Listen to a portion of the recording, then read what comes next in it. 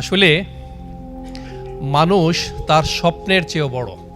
একজন মানুষ আল্লাহর উপর বিশ্বাস রেখে, আল্লাহর উপর ভরসা রেখে, আল্লাহর উপর রিলাই করে যদি সে বিশ্বাসের আলোকে সে যা ভাবতে পারে, সে যা ভিজুয়ালাইজ করতে পারে, সে যা কল্পনা করতে পারে, সে তাই অর্জন করতে পারে।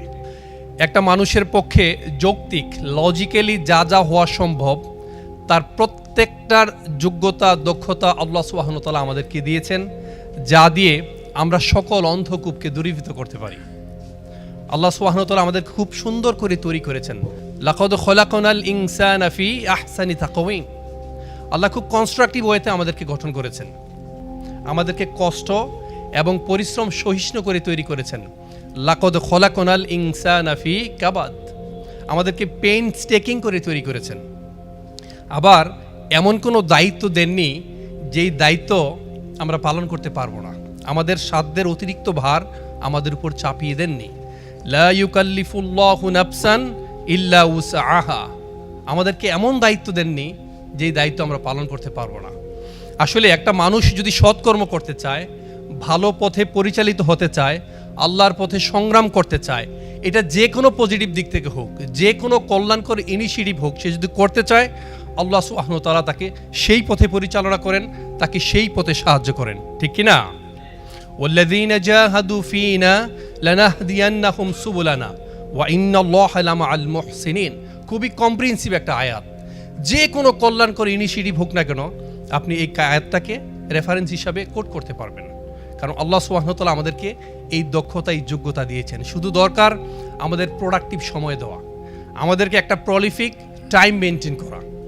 যদি আমরা সময় দিতে পারি, আসলে নিজেকে সময় দেওয়া, নিজের পরিবারকে সময় দেওয়া, এবং যেই সৎসঙ্গে আপনি লীন হয়েছেন বা লীন হবেন, সেই সঙ্গ যদি আপনাকে জান্নাত পর্যন্ত পৌঁছে দেয়, সেই নিজের জন্য, নিজের পরিবারের জন্যে এবং সেই সৎসঙ্গের জন্যে সময় ইনভেস্ট করা হচ্ছে সবচেয়ে বড় ইনভেস্টমেন্ট। সেই ইনভেস্টমেন্ট আপনাকে এমন এক পথে নিয়ে যাবে যেই পথই আপনাকে পথ দেখিয়ে নিয়ে যাবে। আসলে কোনো ব্যর্থতাই ব্যর্থতা নয়, কোনো সীমাবদ্ধতাই সীমাবদ্ধতা নয়, কোনো লিমিটেশনস নয়, কোনো অবস্ট্যাকেল নয়, যদি না তা মানসিকভাবে কাউকে পরাস্ত করে, যদি না তা মানসিকভাবে কাউকে পরাহত করে। কোনো প্রতিবন্ধিতাই প্রতিবন্ধকতা নয়, যদি না সে প্রতিবন্ধিতা মানুষকে প্রতিবন্ধকতা তৈরি করে। একটা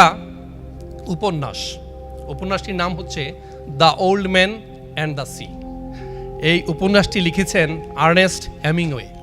তার এই বিখ্যাত উপন্যাস আশাবাদের একটা চমৎকার গল্প তিনি উপস্থাপনা করেছেন। এখানে তিনি একটা লাইন কোট করেছেন। লাইনটি হচ্ছে, a man can be destroyed but never be defeated. A man can be destroyed but not defeated. একটা মানুষকে আপনি মেরে ছাতু বানিয়ে ফেলতে পারেন, একটা মানুষকে আপনি নিঃশেষ করে দিতে পারেন, কিন্তু তাকে পরাজিত করতে পারবেন না। কারণ মেরে ছাতু বানিয়ে ফেলা, সে অসহায়ত্ব প্রকাশ করবে না। একটা মানুষ হেরে যায় প্রথমত নিজের কাছে। আপনি যখন একটা মানুষকে মেরে ছাতু বানিয়ে ফেলবেন, সে পরাজিত হয়ে যায় না। কারণ পরাজিত হয় মানুষ মানসিকভাবে, শারীরিকভাবে নয়। ভাবনায় যে অজেয়, তাকে কখনো পরাস্ত করা যায় না, তাকে পরাভূত করা যায় না, তাকে পরাহত করা যায় না। তাই ভাই, মনে রাখতে হবে, জীবনটা হচ্ছে বারবার শুরু করার নাম। জীবনটা হচ্ছে বারবার শুরু করার নাম। পৃথিবীতে যত সফলতা, যত উন্নয়ন আমরা দেখছি, তার প্রত্যেকটাই কিন্তু ব্যর্থতার যোগফল। তাই কোনো ব্যর্থতা নয়। মনে রাখতে হবে, জীবন যে কোনো সময় থেকে শুরু করা যায়, যে কোনো স্থান থেকে শুরু করা যায়, যে কোনো বয়স থেকে শুরু করা যায়। Life can be started from any place, anywhere, any time, and we will have to start our life from the very beginning. জীবনকে যে কোনো বয়স থেকে শুরু করা যায়, তবে জীবনকে সবসময় শূন্য থেকে শুরু করতে হয়। অনেক কিছু দিয়ে জীবনকে শুরু করা যায় না। জাতির সম্মানিত শ্রেষ্ঠ রাহবার, আমরা একটা বিষয় খুব খেয়াল করতে হবে, আমাদের মধ্যে যেন কোনো নেতিবাচকতা না আসে, আমাদের মধ্যে যেন কোনো হতাশা না আসে। লা তাহজান ইন্নাল্লাহা মা'ানা। Don't be sad, don't be frustrated, don't be disappointed. Always rely on Allah, because Allah is always with us, Allah is watching us. Allah আমাদেরকে দেখছেন, আল্লাহ আমাদের সাথেই আছেন। কখনো হতাশাগ্রস্ত হওয়া যাবে না, বরং যারা হতাশাগ্রস্ত হয়, যারা নেগেটিভ অ্যাটিটিউড দেখায়, যারা সবসময় শয়তানের পা কিন্তু থাকে পেছনের দিকে, যারা আপনাকে সবসময় পেছনের দিকে নিয়ে যেতে চায়, তাদেরকে খুব সচেতনভাবেই just try to avoid them, তাদেরকে সচেতনভাবেই অ্যাভয়েড করবেন। কবি নজরুল খুব সুন্দর করে একটা কথা বলেছেন, বিশ্বাস ও আশা নাই যার, যেও না তার কাছে, নড়াচড়া করে তবু সে মরা, জ্যান্ত সে মরিয়াছে। তাই আমরা ভাই, আপনারা সম্মানিত আলেমে দিন, আপনারা মানুষকে মোটিভেট করবেন, মানুষকে সহজ করবেন। ইয়াসসিরু ওয়ালা তুআসসিরু ওয়াবাশশিরু ওয়ালা তুনাফফিরু। আপনারা মানুষকে মোটিভেট করেন, সহজ করেন, কঠিন করবেন না। মানুষকে সুসংবাদ দেন, কখনো ঘৃণা জন্মাবেন না। এই যে আমাদের অপার সম্ভাবনা, we have a lot of potentialities, we belong a lot of potentialities, আমাদের এত সম্ভাবনা আছে, আমরা যা দিয়ে সকল অন্ধকূপকে দূরীভূত করতে পারি।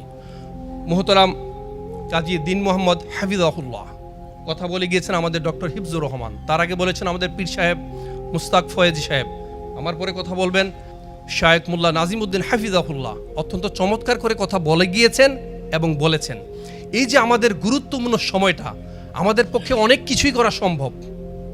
আজকে আল্লাহ রাসূল সাল্লাল্লাহু আলাইহি সাল্লাম এখানে থাকলে তিনিই তো নামাজ পড়াতেন, তিনিই তো প্রতিনিধিত্ব করতেন।